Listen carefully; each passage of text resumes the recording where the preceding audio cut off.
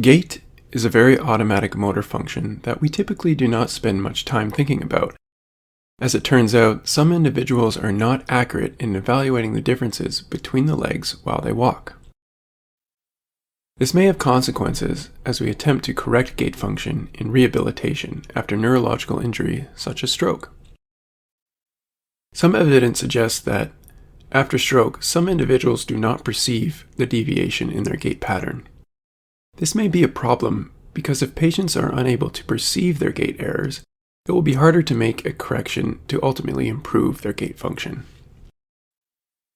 Also, from a motor learning perspective, learners who are asked to estimate the errors in their performance execute the tasks better at retention tests than those who do not estimate their errors.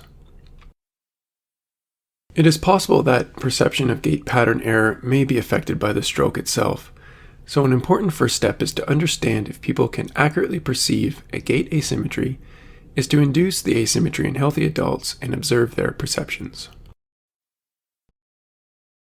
Using cuff weights affixed to the participant's non-dominant leg, we induced a temporal gait asymmetry in healthy young adults. Participants walked with a load for 15 minutes. Immediately after loading, and at the end of the 15-minute walking period, participants were asked to perceive if there was a difference in the time spent walking on each limb, and, if there was a difference, which limb they spent more time on in stance.